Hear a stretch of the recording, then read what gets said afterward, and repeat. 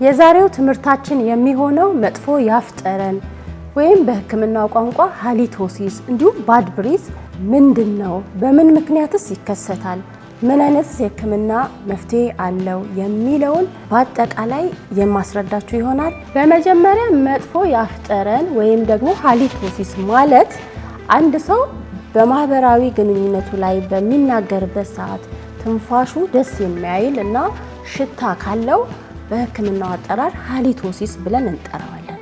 መጥፎ የአፍ ጠረን የሚከሰትበት ዋና ምክንያቶች አንደኛ ገም ዲዚዝ ካለብን ላይክ የድድ በሽታ ማለት ነው። ድዳችን የሚደማ የሚቀላ የሚያብጥ ከሆነ የአፋችንን ጠረን ሊቀይረው ይችላል። እንዲሁም ደግሞ ድራይ ማውስ አፋችን ውስጥ የምራቅ እጥረት ካለ በተለያየ ምክንያት ዳያቤቲክስ ሆነን ዲሃይድሬት የሆነ ምላሳችን አፋችን የሚደርቅ ከሆነ ይኸውም የአፍ ጠረንን ሊያስከትል ይችላል። እንዲሁም ደግሞ ኬቪቲ ያው በአፋችን ውስጥ ጥርሳችን የተቦረቦረ የተበሳ ምግብ ፓክ የሚያደርግ ጥርስ ባክቴሪያ የሚሰበስብ ኬቪቲ ካለው የአፍ ጠረናችንን ሊቀይረው ይችላል። ሌላው ደግሞ ማጨስ፣ የተለያዩ አልኮሊክ መጠጦችን መጠቀም፣ ጫት፣ ሲጋራን አብዝቶ የሚጠቀሙ ሰዎች እንዲሁ የአፍ ጠረን ሊያጋጥማቸው ይችላል። ሌላው አሲዲክ ሪፍሌክስ የሚያደርግ እንደዚህ ለምሳሌ በጨጓራ ምክንያት በአፋችን ውስጥ አሲድ የሚመጣ የሚያስመልሰን ከሆነ ይኸውም መጥፎ የአፍ ጠረንን ሊያስከትል ይችላል። ሌላው ቴምፖራሪ የሆነ የአፍ ጠረንን የሚቀይሩ የምግብ አይነቶች ናቸው። እነዚህም ደግሞ ነጭ ሽንኩርት፣ ቀይ ሽንኩርት እነዚህ በጊዜያዊነት ከተመገብን በኋላ በአግባቡ ካላጸዳን የአፋችንን ጠረን ሊቀይሩት ይችላሉ።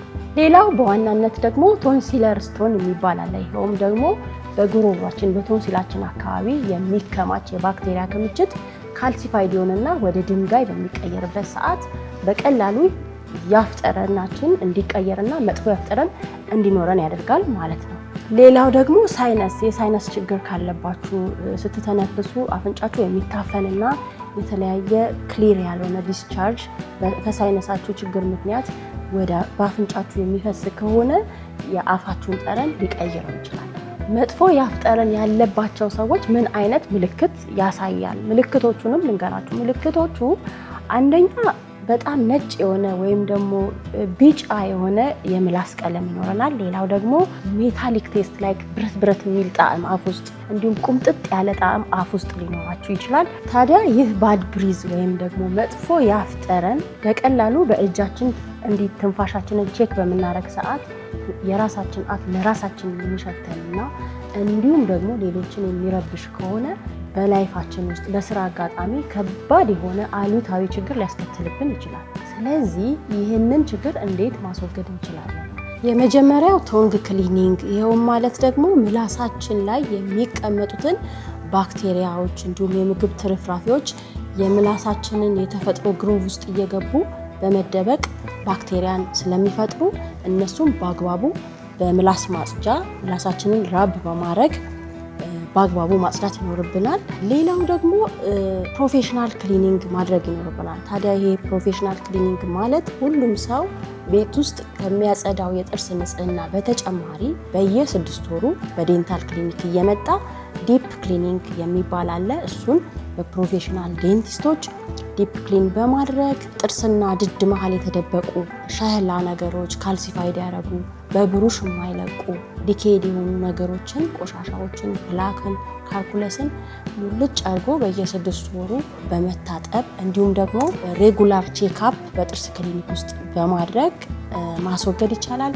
ሌላው የህክምና አማራጭ ደግሞ አፋችን ውስጥ የሚፈጠሩትን ካቪቲዎች ጥርሳችን ላይ ያሉትን የተለያዩ ካቪቲዎችን የተበሱትን የተቦረቦሩትን ሪስቶር በማድረግ የጥርስ ሙሌት በማድረግ ሲላንት በማድረግ ምንም አይነት የምግብ ትርፍራፊ እንዲሁም ደግሞ ባክቴሪያ እንዳይቀመጥ በማድረግ የአፍ ጠረንን እናስወግዳለን። እንዲሁም ማውዝዎሾችን የተለያዩ ማውዝዎች በመጠቀም አፋችን ውስጥ ያሉትን ባክቴሪያዎች የሚያጠፋ አንቲሴፕቲክ ማውዝዎሽ ለምሳሌ አልኮል ፍሪ የሆኑ ማውዝዎች በመጠቀም በመግሞጥሞጥ የአፍ ጠረንን ማስወገድ እንችላለን። ሌላው ደግሞ ማጨስ፣ አልኮል፣ ጫት የተለያዩ ነገሮች ደግሞ ካሉ እነሱን ቶታሊ ማጥፋት ማስወገድ ይኖርብናል። ሌላው ደግሞ የአፍ ጠረናችን የመጣው ከሳይነስ ለምሳሌ የሳይነስ ችግር ካለብን ሳይነሳችንን በአግባቡ ትሪት መደረግ ይኖርብናል። እንዲሁም ደግሞ በጨጓራ ምክንያት የሚመጡ ወደ አፍ የሚመጡ አሲዶች፣ ቮሚት ማድረግ፣ የተለያየ